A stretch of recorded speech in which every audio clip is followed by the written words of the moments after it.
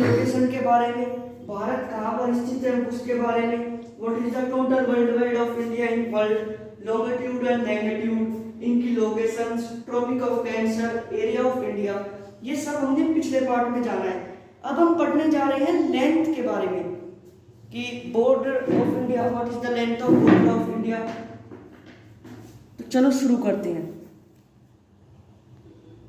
तो यारो, अगर तुम्हारे एग्जाम में सवाल आता है, ये क्वेश्चन आता है, what is the length of border of India, तो इसका आंसर आप लिख देना 15,200 kilometre.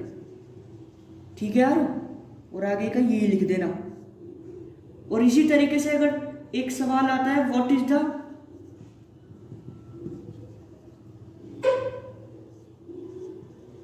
Coastal line of India, तो यार आप इसका आंसर लिख देना 7,516.6 kilometre is the coastal line of India.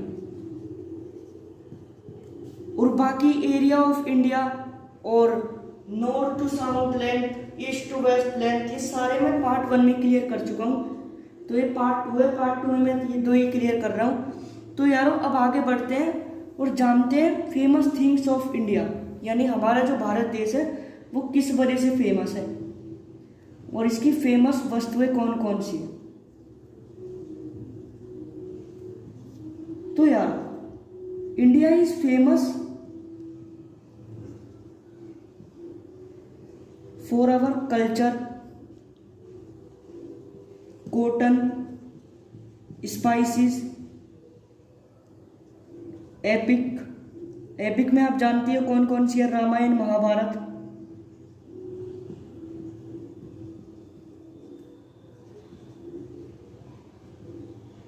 Sanskrit अपनी स्टोरीज की वजह से फेमस है। स्टोरीज में आप लिख देना पंचतत्व। तो यार ये बात हो गई कि हमारा जो भारत देश है वो क्यों फेमस है। इसमें आप एक चीज और लिख देना कि land connectivity is good, means यहाँ का जो एग्रीकल्चर है वो गुड है और यहाँ एग्रीकल्चर भी अच्छी होती है।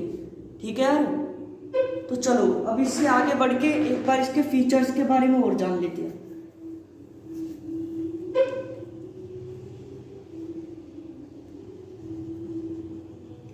अगर एक क्वेश्चन आता है what is the features of India, तो सबसे पहला आप लिख देना इस क्वेश्चन का आंसर कि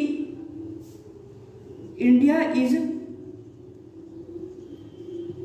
situated in centre of Asia.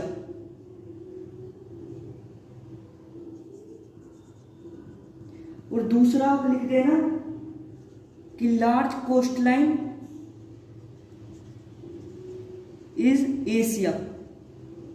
ठीक है यारो, अब इसके बाद थोड़ा सा आगे बढ़ के एक चीज और जान लेते हैं, what is standard time meridian. क्योंकि आप लोग सोच रहे हैं कि सब कुछ पढ़ा दिया लेकिन अभी तक स्टैंडर्ड टाइम मेरिडियन नहीं पढ़ा है। तो यारो स्टैंडर्ड टाइम मेरिडियन क्या होता है। तो यारो it is a meridian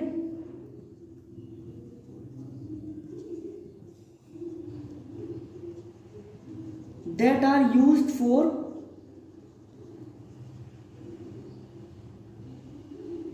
determining standard time, यानी टाइम का पता लगाने के लिए ये स्टैंडर्ड टाइम मेरिडियन यूज होता है। इसको हिंदी में कहते हैं मानक गम। ठीक है यार, अब इसके बाद आगे बढ़ते हैं।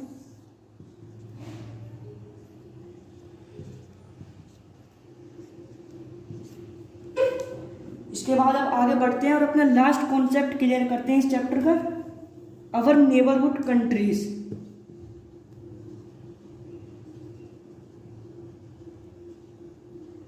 Neighbourhood countries. तो यार सबसे पहले मैं बता देता हूँ कि हमारी कितनी नेबरहुड कंट्री है। हमारी कुल 9 नेबरहुड कंट्री है, उनके नाम भी मैं भी आपको क्लियर कर देता हूँ। अफगानिस्तान, पाकिस्तान, चाइना, नेपाल, भूटान, म्यांमार, बांग्लादेश, श्रीलंका और मालदीव। तो यारो ये तो हो गई कि हमारे जो नेबरहुड कंट्रीज है वो कितनी है। अब एक बार जान लेते हैं कि ये कहाँ कहाँ पर स्थित है। तो चलो अभी अपने चैप्टर का लास्ट कॉन्सेप्ट है, इसको क्लियर कर लेते हैं। तो यार मैं शॉर्ट में लिख रहा हूं अफगानिस्तान टू पाकिस्तान, तो स्थित है नॉर्थ टू वेस्ट में, ठीक है यार। और चाइना, नेपाल और भूटान ये स्थित है नॉर्थ में, ठीक है। ये मैं शॉर्ट में लिख रहा हूं, आप समझ जाना। और म्यांमार और बांग्लादेश स्थित है ईस्ट में, ठीक है यार। और लास्ट श्रीलंका और मालदीव स्थित है साउथ में। इसी के साथ हमारा चैप्टर यहां पर होता है खत्म।